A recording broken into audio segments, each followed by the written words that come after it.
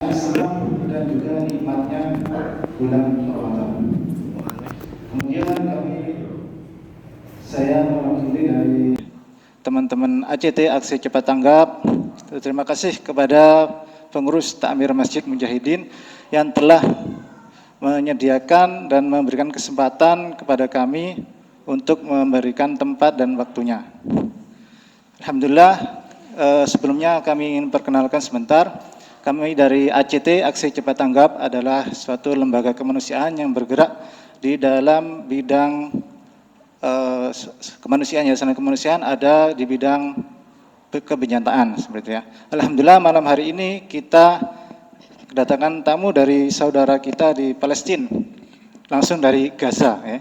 Karena Palestina kan luas. Nah, ini beliau langsung dari Gaza seperti itu. Beliau adalah Syekh Umar seperti itu. Nah, insya Allah nanti akan dijelaskan beberapa hal dari beliau yang akan diterjemahkan langsung oleh Ustadz Furqan Nasrullah. Langsung kita serahkan kepada beliau. Waktu dan tempat kami persilakan. Fadal Syekh Basar.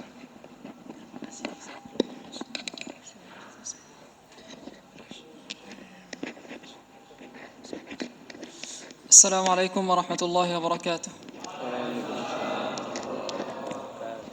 أعوذ بالله السميع العليم من الشيطان الرجيم. بسم الله والصلاة والسلام على أشرف الخلق والمرسلين سيدنا محمد وعلى آله وصحبه أجمعين. اللهم لا علم لنا إلا ما علمتنا إنك أنت العليم الحكيم.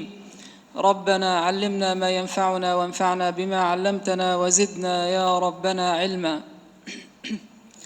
أسأل الله العظيم رب العرش العظيم في هذه الليلة المباركة أن يمن علينا بكرمه وجوده ومنه وعطائه، أن يعتق رقابنا ورقاب آبائنا وأمهاتنا ومن له حق علينا من النار. اللهم آمين.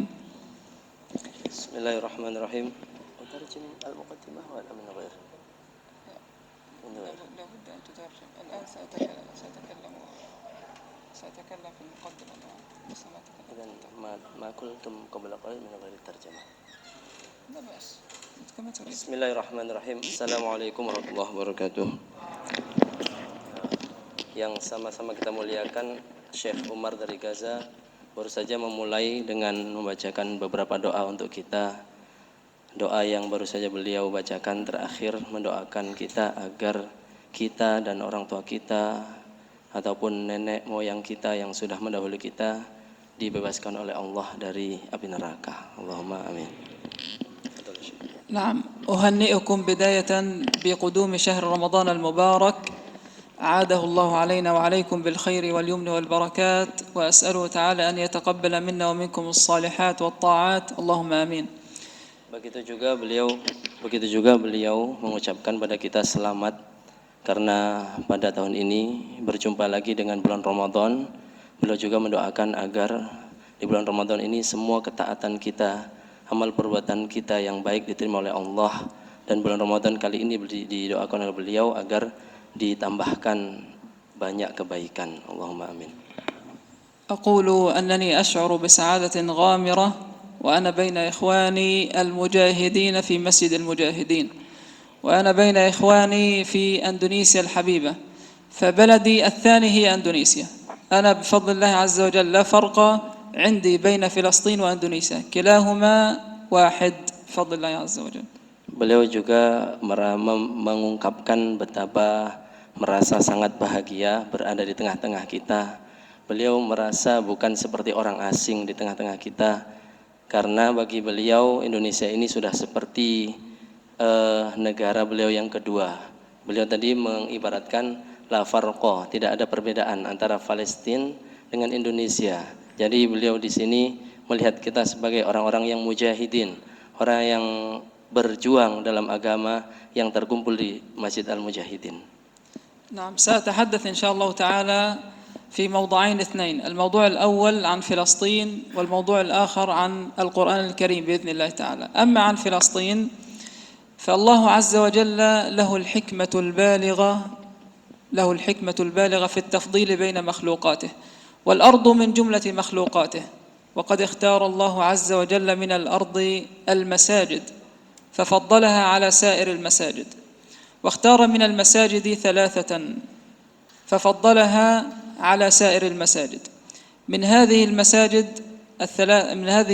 الثلاثة التي ذكرها النبي صلى الله عليه وسلم في الحديث الذي رواه أبو هريرة رضي الله عنه عن النبي صلى الله عليه وسلم قال: لا تشد الرحال إلا إلى 3 مساجد: المسجد الحرام، ومسجد الرسول صلى الله عليه وسلم، ومسجد الأقصى.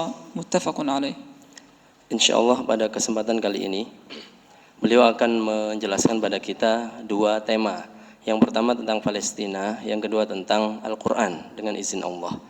Beliau memulai pembahasan tentang Palestina bahwa Allah ini memiliki hikmah yang sangat luar biasa dalam hal dalam membeda-bedakan antara satu ciptaannya dengan ciptaan yang lainnya.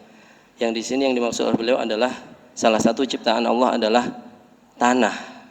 Dan Allah ini memilih dari sekian banyak tanah kawasan, itu yang diafdalkan oleh Allah adalah tanah yang dijadikan masjid.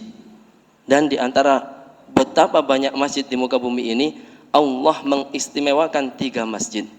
Beliau menyebutkan satu hadis dari Abu Hurairah yang berbunyi, la tushaddur rihal illa ila salasati masajid.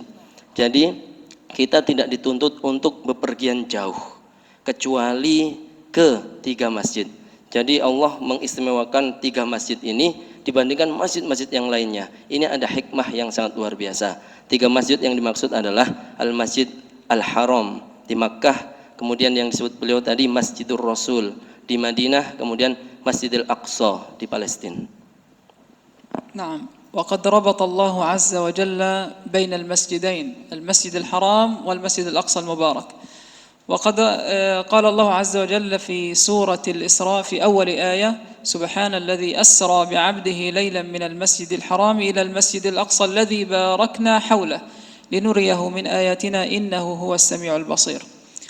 والله عز وجل ربط بين المسجدين ليبين لنا أن الذي يفرط في المسجد الأقصى إنما يفرط في المسجد الحرام، فكلا المسجدين عقيدة عند المسلمين. Beliau menjelaskan bahwa Allah membuat suatu ikatan antara 2 masjid, yaitu Masjidil Haram dan Masjidil Aqsa. Seperti yang telah disampaikan oleh beliau tadi, ayat pertama di surat Al-Isra, yang artinya adalah Maha Suci Allah yang telah memberangkatkan hambanya, yaitu Nabi Muhammad SAW, pada satu malam dari Masjidil Haram ke Masjidil Aqsa. Nah, ini beliau menjelaskan Allah kenapa menyebutkan Masjidil Haram dengan Masjidil Aqsa, berarti ini ada ikatan. Tujuannya adalah untuk agar Allah ini menjelaskan dan memberitahu kepada kita tidak ada perbedaan antara Masjid Al-Haram dan Masjidil Aqsa. Dua-duanya adalah termasuk harus masuk dalam akidah kita. نعم. فلسطين أرض الأنبياء والمرسلين، وفيها سكن الصحابة رضي الله تعالى عنهم، وقد سأل موسى عليه السلام ربه عز وجل أن يدنيه ويقربه من الأرض المقدسة فلسطين. وقال الإمام النووي رحمه الله تعالى: إنما سأل موسى عليه السلام ربه هذا السؤال لفضل هذه الأرض ولفضل من دفن فيها من الصالحين والأنبياء. Beliau menjelaskan betapa Palestina ini adalah Ardul Anbiya wal Mursalin, tempat tinggalnya para nabi dan rasul, dan juga para sahabat banyak yang tinggal di sana. Dan juga beliau menjelaskan bahwa Nabi Musa itu berdoa dan mohon kepada Allah agar didekatkan kepada Palestina. Nah, alasannya di sini menurut Imam An-Nawawi yang beliau jelaskan tadi, kenapa Nabi Musa berharap pada Allah agar didekatkan beliau ini ke Palestina. Pertama ada 2 alasan. Pertama adalah karena memang betapa tanah Palestina ini suci. Kemudian karena keistimewaan orang-orang yang telah meninggal dan disemayamkan dan dikubur ya di tanah Palestina itu, yaitu para nabi dan rasul sebelum-sebelumnya. نعم. هذه الأرض المقدسة فلسطين وخصوصا غزة لا تزال تتعرض لسهام الأعداء، ولا تزال ولا يزال أهلنا في فلسطين يتعرضون لجرائم الاحتلال الإسرائيلي. قدموا أموالهم، قدموا دماءهم، عفوا، قدموا كل ما يملكون، قدموا بيوتهم رخيصة في سبيل الله عز وجل ولأجل الدفاع عن المسجد الأقصى المبارك. Beliau menjelaskan bahwa setelah menjelaskan sebelumnya tentang bahwa Palestina ini termasuk tanah yang diistimewakan oleh Allah dan ini merupakan akidah kita umat muslim, beliau menjelaskan keadaan Palestina saat ini masih belum senyaman yang kita rasakan di sini ya. Di sana masih sering terjadi kerusuhan dari pihak Israel. Dari pihak Israel ya. Nah, beliau juga menjelaskan bagaimana penduduk Palestina menghadapi itu semua dikorbankan. Jiwa, raga, harta dikorbankan dengan sangat murah di jalan Allah. Jadi penduduk Palestina ketika menghadapi ancaman, serangan, gangguan dari Israel, Yahudi, orang-orang ini beliau menjelaskan tadi mengorbankan segala yang mereka milikinya dengan sangat murah, artinya tidak eman. Karena apa? Berjuang di jalan Allah.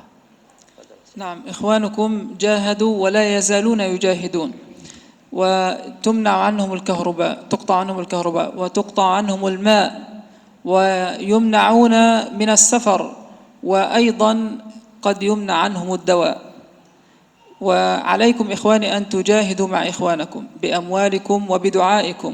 وتذكروا حديث النبي صلى الله عليه وسلم عن النعمان بن بشير رضي الله تعالى عنه قال صلى الله عليه وسلم: مثل المؤمنين في توادهم وترحمهم وتعاطفهم كمثل الجسد الواحد إذا اشتكى منه عضو تداعى له سائر الجسد بالسهر والحمى. رواه مسلم.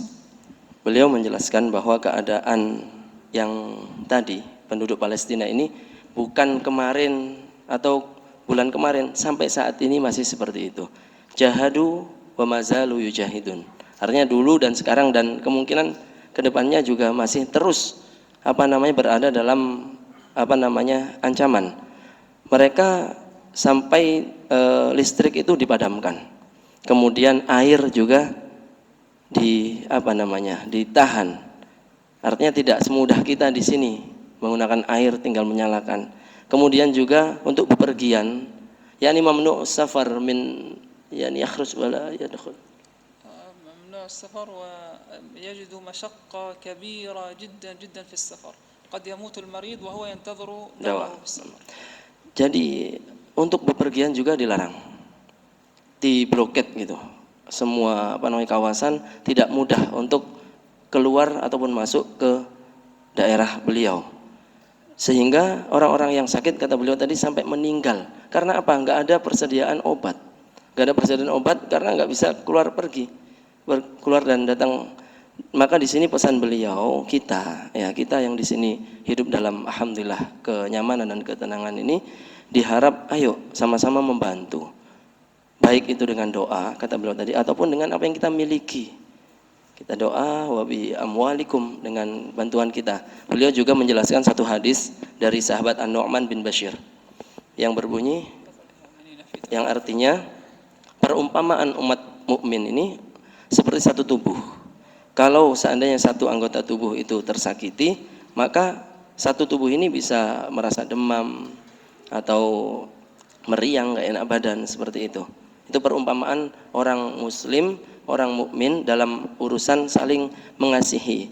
Nah, maksud dari hadis ini disampaikan oleh beliau adalah kita ini seperti satu tubuh dengan orang-orang Islam yang ada di Palestina, khususnya Gaza. Artinya kalau mereka di sana kesulitan, kita pun harus bisa merasakan kesulitan itu sehingga bisa membantu. نعم وباسمي وباسم الشعب الفلسطيني جميعا أتقدم بالشكر الجزيل من دولة أندونيسيا الحبيبة وشعبها العظيم على موقفهم المشرف من دعم القضية الفلسطينية ودعم المساكين والفقراء ودعم حلقات التحفيظ أيضا ولموقفهم من عدم الاعتراف بما يسمى بإسرائيل. فجزاكم الله عنا كل خير. Beliau atas nama beliau pribadi dan juga atas nama warga Palestina mengucapkan ribuan terima kasih kepada kita warga Indonesia karena sudah sangat banyak membantu dan mendukung, baik itu untuk orang-orang miskin dan orang-orang fakir yang ada di sana ataupun untuk urusan pendidikan. Di sini beliau tadi menyebut yayasan-yayasan tahfidz Al-Qur'an, dan juga beliau sangat berterima kasih karena tidak sedikit dari orang Indonesia yang ikut untuk tidak mengakui eksistensi Israel. نعم، وهذه وصية للآباء الكرام والأمهات الكريمات أن يربوا أبناءهم على حب القرآن وعلى حب المسجد الأقصى المبارك وعلى حب فلسطين، لعل الله عز وجل يخرج من بينهم من يحرر المسجد الأقصى المبارك. فصلاح الدين الأيوبي عندما حرر المسجد الأقصى المبارك لم يكن فلسطينيا ولا عربيا، فالمسجد الأقصى ليس خاصا بفلسطين والعرب، إنما هو قضية الأمة جميعا. Beliau memberi wasiat atau pesan kepada kita bapak-bapak, ibu-ibu, kalau punya anak dididik agar mencintai Al-Quran dan mencintai Masjidil Aqsa dan mencintai Palestina.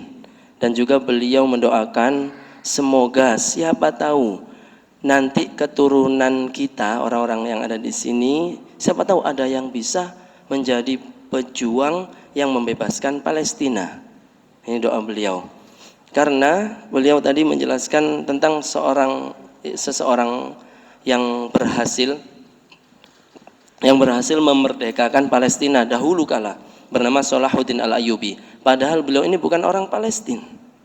Nah, artinya dari kisah Salahuddin Al-Ayyubi ini beliau berpesan juga, kalaulah Salahuddin Al-Ayyubi padahal beliau bukan orang Palestina memerdekakan, membebaskan tanah Palestina, maka beliau berdoa siapa tahu kita orang-orang Indonesia ini di kemudian hari anak cucu dari kita ada yang mengikuti langkah Salahuddin Al-Ayyubi.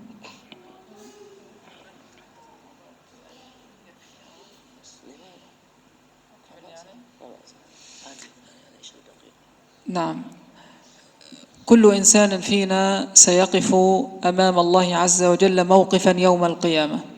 أذكركم به، قال الله عز وجل في سورة مريم الآية 95: وكلهم آتيه يوم القيامة فردا. سيقف كل واحد منا أمام الله تعالى، كل واحد من لدن آدم عليه السلام إلى آخر الخلق سيقفون أمام الله عز وجل ويسأل كل واحد منكم ماذا قدمت لإخوانك، ماذا قدمت لإخوانك في فلسطين، هل كنت عونا وسندا لهم أم لا؟ فأعدوا لهذا السؤال جوابا. Ini beliau mengingatkan kita tentang salah satu akidah kita, bahwa nanti di hari akhir itu semua orang akan disoal, dimintai pertanggungjawaban oleh Allah sendiri-sendiri. Beliau menukil surat Maryam ayat 95 yang berbunyi wa kulluhum atihi yaumal qiyamati farda. Dan semua orang, beliau tadi menjelaskan dari zaman Nabi Adam sampai zaman kapanpun, termasuk dalam ayat ini, nanti di hari kiamat akan berdiri, datang menghadap Allah sendiri-sendiri, dimintai pertanggungjawaban. Beliau mengingatkan kita, siapkan diri kita nanti di sana. Takutnya kita akan ditanya oleh Allah, apa yang sudah kamu persembahkan untuk negara Palestina? Apa yang sudah kamu bantu? Adakah kamu pernah membantu mereka? Maka beliau mengingatkan, persiapkan jawaban terbaik untuk pertanyaan tersebut di hadapan Allah Subhanahu wa taala. نعم، أما الموضوع الثاني فهو القرآن الكريم. أقول القرآن الكريم هو كلام الله عز وجل وصراطه المستقيم وحبله المتين، من تمسك به اهتدى. من أراد الدنيا فعليه بالقرآن، ومن أراد الآخرة فعليه بالقرآن، ومن أراد العزة فعليه بالقرآن، ومن أراد الدنيا والآخرة معا فعليه بالقرآن، من أراد الرفعة في الدنيا والآخرة فعليه بالقرآن. عن عثمان بن عفان رضي الله عنه عن النبي محمد صلى الله عليه وسلم قال خيركم من تعلم القرآن وعلمه رواه البخاري. Sekarang beliau sudah masuk tema kedua, yaitu tentang Al-Quran. Beliau menjelaskan kepada kita bahwa Al-Quran ini adalah kalam Allah Subhanahu wa ta'ala, dan juga jalan yang lurus, dan juga ikatan yang kuat dari Allah Subhanahu wa ta'ala antara hambanya dan Allah Subhanahu wa ta'ala.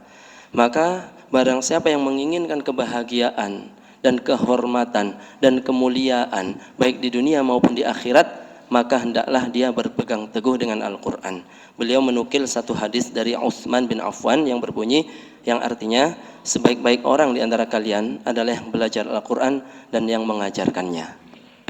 نعم القرآن الكريم أينما نزل وأينما حلت البركة، والدليل أن القرآن الكريم نزل في ليلة القدر، فكانت ليلة القدر خير الليالي، ونزل في شهر رمضان فأصبح رمضان خير الشهور عند الله عز وجل، ونزل به جبريل عليه السلام فأصبح جبريل خير الملائكة، ونزل على قلب النبي محمد صلى الله عليه وسلم فأصبح النبي محمد صلى الله عليه وسلم خير الأنبياء والمرسلين، ونزل في مكة فأصبحت خير البقاع عند الله عز وجل. وإذا نزل القرآن في قلب أحدنا فإن هذا القلب هو خير القلوب عند الله جل جلاله. Beliau menjelaskan bahwa kalau Al-Quran ini sumber keberkahan. Al-Quran sumber keberkahan, di mana Al-Quran itu berada, maka keberkahan akan berada bersamanya. Beliau menjelaskan lebih detail, Al-Quran turun pada malam Qadar atau Lailatul Qadar, maka malam tersebut menjadi khairul layali, sebaik-baiknya malam. Kemudian Al-Quran diturunkan oleh Allah di bulan Ramadan, maka bulan Ramadan menjadi sebaik-baiknya bulan. Kemudian Al-Quran juga diturunkan oleh Allah melalui malaikat Jibril, maka malaikat Jibril menjadi malaikat terbaik, teristimewa. Kemudian juga Al-Quran turun kepada Nabi Muhammad SAW, maka Nabi Muhammad SAW menjadi sebaik-baik Nabi dan Rasul. Dan juga Al-Quran turun di Makkah, maka Makkah menjadi sebaik-baiknya tempat di muka bumi ini. Kesimpulannya, beliau menjelaskan, jika Al-Quran berada di hati kita, maka hati kita akan menjadi baik, hati yang baik di sisi Allah Subhanahu wa ta'ala. نعم عندنا في غزة بفضل الله عز وجل القرآن الكريم أول اهتماماتنا. عندنا بفضل الله تعالى يبدأ الطالب حفظ القرآن من سن 7، والقرآن لا يقف أو حفظ القرآن الكريم لا يقف عند سن معين، إنما عندنا بفضل الله عز وجل من هو في 60 و70 من عمره يحفظون القرآن، ذلك فضل الله يؤتيه من يشاء. Beliau menjelaskan keadaan di Gaza. Jadi di Gaza itu dengan karunia Allah, di sana anak-anak kecil itu sudah menghafal Al-Quran. Dimulai dari umur 7 tahun, mereka sudah mulai menghafal Al-Quran. Dan sebelum beliau menjelaskan tentang anak-anak kecil yang menghafal Al-Quran, di Gaza ini Al-Quran itu menjadi prioritas utama, menjadi perhatian utama. Sehingga anak kecil pun sudah diperkenalkan dengan Al-Quran dan dihafalkan Al-Quran. Tapi tidak hanya anak kecil, kata beliau, ada juga orang-orang dewasa, bahkan sudah lansia. Beliau menjelaskan ada yang umur 60 tahun, umur 70. Ada yang 60 tahun menghafal Al-Quran, ada yang 70 tahun menghafal Al-Quran. Subhanallah. نعم وعندنا بفضل الله عز وجل جمعية اسمها أو مؤسسة اسمها دار القرآن الكريم والسنة النبوية. هذه ينتمي إليها ما يقارب 300,000 طالب وطالبة يتخرجون سنويا كل سنة، يعني العام الماضي تخرج منها 1000 طالب وطالبة، 1000 حافظ للقرآن من هذه المؤسسة. ومن هنا نيابة عن دار القرآن الكريم وهذه الجمعية المباركة أتقدم بالشكر الجزيل للداعم الأول على مستوى العالم، على مستوى العالم الداعم الأول لتحفيظ القرآن وحلقات التحفيظ عندنا هي دولة أندونيسيا الشقيقة. Masya Allah. Afwan. Beliau menjelaskan ini rasa kesyukuran yang luar biasa karena di Gaza ini ada yayasan Al-Quran, namanya Darul Quranil Karim was Sunnah An-Nabawiyah.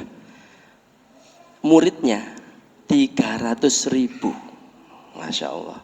Dan setiap tahun berhasil mendidik 1.000 santri dan santriwati lulus hafal Al-Quran, yahfaduna kamilan, 30 juz setiap tahun.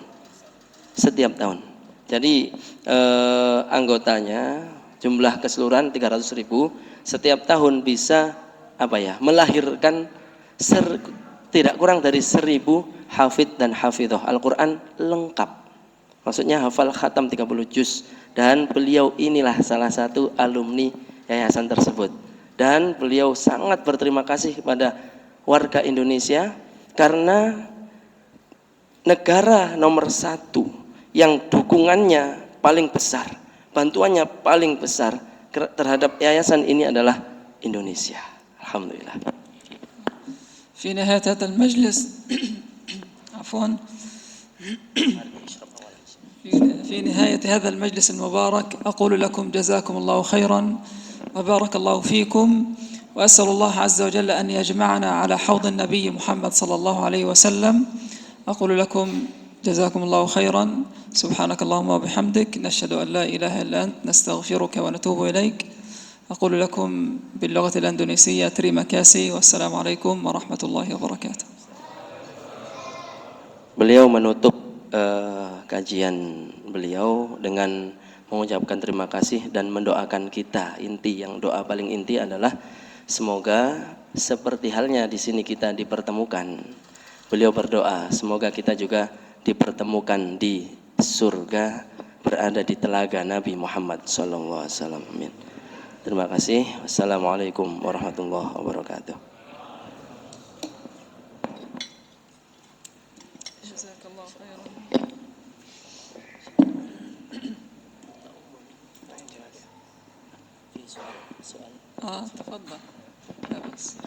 Baik, subhanallah ya. Penjelasan dari beliau sungguh luar biasa. Selanjutnya ini mungkin satu yang dinanti-nantikan dari jamaah Masjid Mujahidin, yaitu ada unek-unek yang mau ditanyakan ke beliau, silakan. Nanti langsung diterjemahkan oleh Ustadz Furqon dan ditanyakan ke beliau. Monggo. Nggih, dipersilakan. Mungkin ada yang ingin bertanya. Monggo, Pak. Pakai mic, napa? Gimana Ustaz teknisnya? Langsung mau? Atau maju biar dengar juga? Waalaikumsalam warahmatullahi wabarakatuh.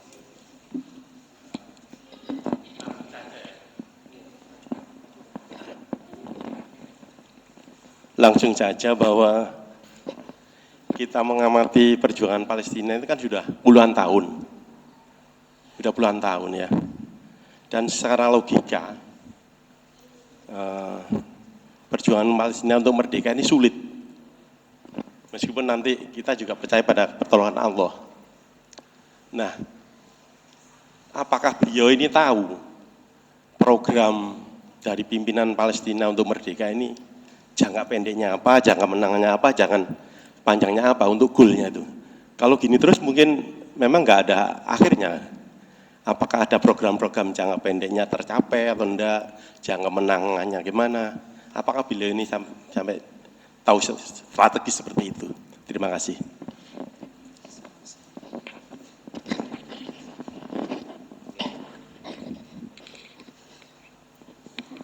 Tayyib ya, utarjim awal. Wa sa'alakum qabla su'al wa yatrah al-qadiyah. Anna qadiyata Palestin yani qadiyah min qadimiz zaman. Nah, hadhihi qadiyah min qadimiz zaman wa aidan yabdu wa tabdu anna hadhihi qadiyah yani sa'bah. wahal wahal antum ya syekh ta'lam wa tadri ma hiya al-khittah ay khittatul amal min hukumatikum rijal hukumah mungkin rais Palestin al-khittatul amal yani qaribah wa khittatul amal al-ba'idah li tahrir ardikum al-muqaddasah. Hal araftum hadha su'al hal alimtum ma hiya al-khittah khittatul amal al-qaribah wal ba'idah. أولا جزاك الله خيرا على سؤالك بارك الله فيك.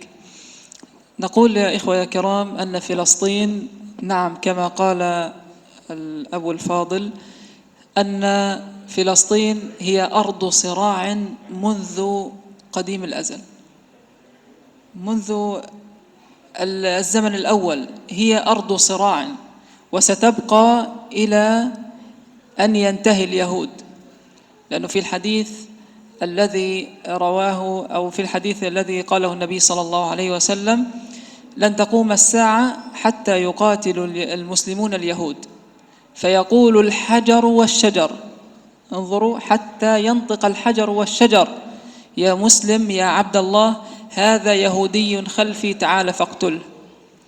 وهذه معجزة.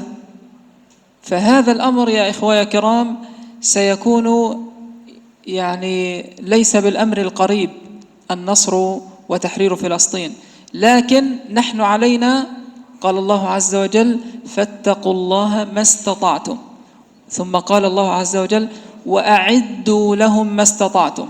نحن علينا الإعداد فقط، أما النصر ودحر اليهود فهذا أمر خاص بالله عز وجل لا قدرة لنا به، إنما نحن نعد ونجهز فقط لا غير. الله عز وجل قال إن تنصروا الله ينصركم، أنت عليك أن تنصر الله عز وجل. كيف؟ هذه خطتنا أن ننصر الله عز وجل. قلت لكم أن أول شيء من اهتماماتنا هو القرآن الكريم، فعندنا اعتقاد جازم أننا إذا أخذنا كتاب الله عز وجل وتعلمناه جيدا وطبقناه جيدا فعندها سيكون النصر بإذن الله تعالى، فلا نصر إلا بكتاب الله عز وجل. Masya Allah. Sebelumnya beliau mengucapkan terima kasih atas pertanyaan yang disampaikan. Kemudian beliau berusaha untuk menjawab bahwa beliau setuju bahwa Palestina ini memang problematikanya sudah sejak dahulu dan sampai kapan tidak tahu, karena beliau menjelaskan tidak akan selesai sebelum Yahudi tidak ada. Sesuai hadis Nabi SAW, kiamat tidak akan datang.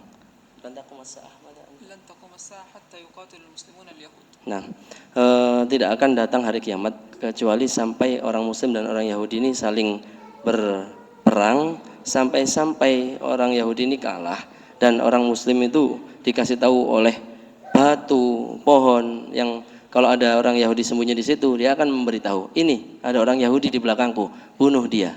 Ini merupakan mukjizat dari Allah kalau sampai itu terjadi. Artinya permasalahan ini bukan masalah apa program jangka pendek, apa program jangka panjang. Karena memang sudah dinas seperti ini. Maka beliau mengingatkan kita dengan fattaqullaha mastata'tum. Maka bertakwalah kepada Allah sebisa kamu. Kemudian a'iddu lahum mastata'tum. Nah, jadi tuntutan Allah itu bukan bagaimana bisa membebaskan 100% atau menghilangkan Yahudi 100%, tapi apa yang kamu perbuat untuk Palestina saat ini juga yang kamu bisa. Ngatan. Akhirnya itulah kenapa beliau ini menjelaskan di awal tadi kenapa prioritas utama dan perhatian utama penduduk Palestina ini adalah Al-Quran. Karena dalam keyakinan mereka dan keyakinan beliau ini itu yang bisa kita lakukan saat ini juga. Ketika kita menjadikan Al-Quran yang utama, disitulah letak pertolongan Allah akan datang. Beliau menukil satu ayat yang berbunyi yang artinya jika kalian menolong agama Allah, in tansurullah yang surkum, maka Allah akan menolongmu. Jadi di sini beliau ingin mengingatkan kita, memang itu masalah sejak dulu dan bisa jadi sampai kapanpun. Lalu di mana posisi kita terhadap masalah itu?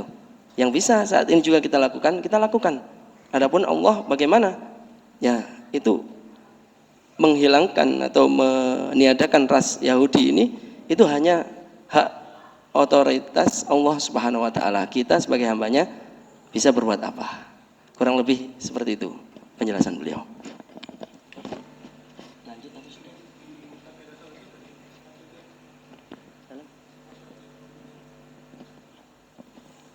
Mungkin bagaimana Ustadz Rofiki? Cukup atau lagi dipersilahkan untuk yang ingin bertanya?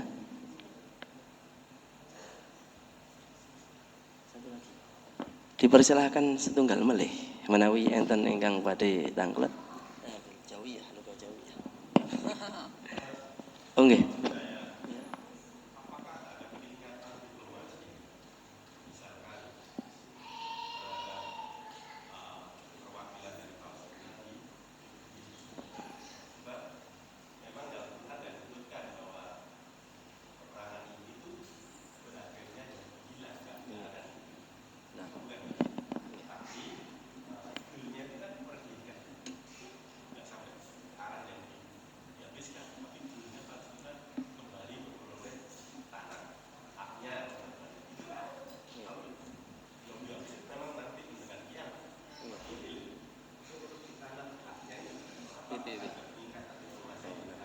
Diplomasi.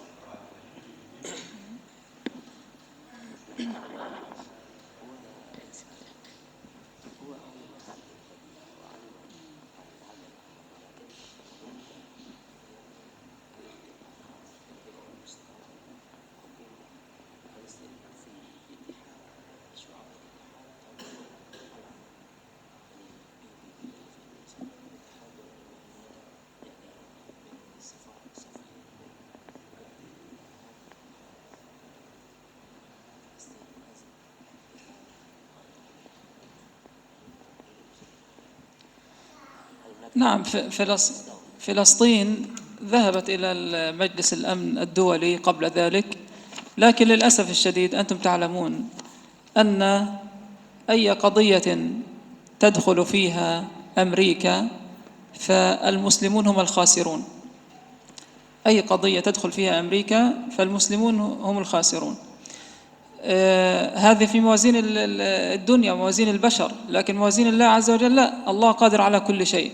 لكن فلسطين ذهبت إلى مجلس الأمن الدولي قبل ذلك، لكن للأسف الشديد لم تجد فلسطين العون ولا الدعم من مجلس الأمن الدولي ولا من الأمم المتحدة، وذهبت إلى الأمم المتحدة أيضا ولم تأتي بنتيجة. فالأمور هذه يا إخوة يا كرام، اليهود مدعومون من الغرب ومن أمريكا، اليهود مدعومون من الغرب ومن أمريكا، والمسلمون لا حول لهم ولا قوة. فنسأل الله عز وجل أن يفرج هذا الهم، اللهم آمين. Nah, iya Pak, bahwa pihak Palestina sudah mengupayakan upaya diplomatik ya ke arah PBB, akan tetapi la tajid al-aun wala da'am fala natijah. Jadi di sana tidak dapat apa-apa. Jangankan dukungan, jangankan bantuan, didukung aja enggak. Karena di sini beliau menyebutkan anna ayya qadiyah dakhalatha Amerika fal muslimuna humul khasirun. Karena dimanapun urusan kok di situ Amerika ikut-ikutan, maka umat muslimlah yang dikalahkan. Jadi beliau ini mengajak kita, ini kan sudah ada yang bertugas secara diplomasi, secara kepemerintahan sudah, itu semua sudah dilakukan, akan tapi tidak membuahkan hasil sedikit pun, bahkan malah dizalimi. Maka apa yang bisa berbuat? Ya yang apa aja yang kita bisa perbuat. Ngatan. حتى أن مجلس الأمن والأمم المتحدة لم يستطيعوا قبل ذلك أن يدينوا فقط لو أن يخرجوا بيانا ورقة تدين الحرب على غزة وتستنكر الحرب على غزة. لم يستطيعوا. لماذا؟ لأن أمريكا تستخدم حق الفيتو. حق الفيتو، نعم. أمريكا تستخدم حق الفيتو، فخلاص ما بينفع مجلس الأمن أو الأمم المتحدة تخرج قرار أو بإدانة الاحتلال أو إدانة الحرب على غزة. Beliau menambahkan, jangankan membantu atau membantu Palestina untuk mendapatkan tanahnya kembali, untuk mengeluarkan surat keputusan, ini PBB, sekelas PBB, untuk mengeluarkan surat bahwa sudah, ayo gencatan senjata, nggak boleh perang lagi, itu aja nggak bisa, Pak. Itu nggak bisa, karena di sana ada Amerika yang memiliki, kata beliau tadi, hak veto, sehingga PBB nggak bisa berkutik. Jangankan memerdekakan Palestina, udah ini wilayah milik Palestina. Jangankan yang seperti itu dahsyatnya, hanya sekedar memberi surat peringatan, sudah jangan perang lagi, itu aja nggak mampu. Demikian. ونهاية الحديث طلت عليكم سامحوني. نهاية الحديث أقول لكم وأنتم أعرف الناس، أنتم أكثر الناس معرفة بالاحتلال. أنتم تعرضتم إلى الاحتلال الهولندي والاحتلال الياباني، كيف تحررتم؟ هل تحررتم بمجلس أمن؟ هل تحررتم بأمم متحدة؟ أم تحررتم بقتالكم وجهادكم ضد المحتل؟ Beliau kembali bertanya ke kita, Pak, sekarang. Dibalik pertanyaannya, subhanallah. Indonesia itu dijajah Belanda ratusan tahun, Pak. Adakah kita merdeka saat itu dengan bantuan PBB? Mboten. Siapa? Ya kita sendiri, bambu runcing bermain, kata beliau tadi. Nah, orang Gaza sekarang bisa apa? Ya yang bisa dilakukan. Kita dulu apakah dibantu PBB dan sebagainya? Enggak. Kita sendiri yang tekad warganya, tekad kita warga Indonesia saat itu yang pahlawan-pahlawan kita saat itu, enggak menunggu. Nah, itu analogi sederhana. Ya, terima kasih, Pak. Beliau menyampaikan terima kasih pertama, kedua mohon maaf kalau ini terlalu panjang beliau menyampaikan.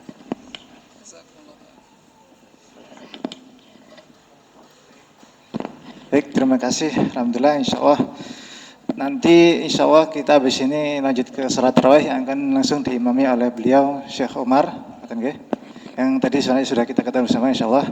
Terus selanjutnya nanti pada tarawih akan ada penjelasan program tentang ACT di Palestina, khususnya Gaza. Jadi mohon nanti para jamaah bisa mengikutinya. Sekian, wassalamualaikum warahmatullahi wabarakatuh.